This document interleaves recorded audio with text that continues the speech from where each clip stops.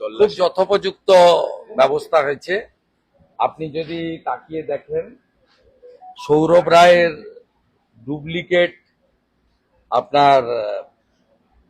Duplicate এগুলো যদি দেখেন ভয়ঙ্কর অবস্থা।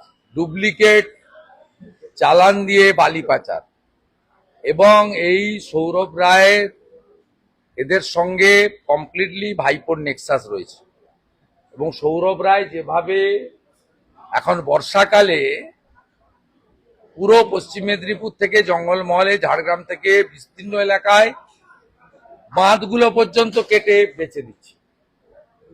ও এ শুধু নয়, পুরো যে বালি সিন্ডিকেট, সেই আউস গ্রামের লালন হতে পারে, পাণ্ডবেশ্বরের গৌতম ঘোষ হতে পারে, সিউড়ির জাকির হতে পারে, সঞ্জীব পাটোয়ারি হতে পারে।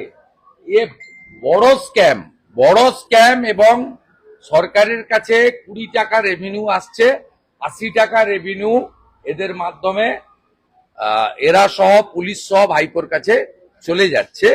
এবং পশ্চিম মেদিনীপুর, ঝাড়গ্রামের এসপিরা এই সৌরভের নেক্সাসের সঙ্গে ডাইরেক্টলি ইনভলভ। এই তদন্ত আরো গতি পাওয়া উচিত। প্রচুর তথ্য জনগণের কাছে আছে, প্রচুর ডুপ্লিকেট চালান আছে, পুলিশ অফিসারদেরকে দামি দামি গাড়ি ভেট দিয়েছে, তার ছবি আছে। এদের বিরুদ্ধে আরো কঠিন ব্যবস্থা তদন্তকারী সংস্থা নেবে, প্রয়োজনীয় তথ্য জনগণ পাঠাবে, এটা আমি আশা করি।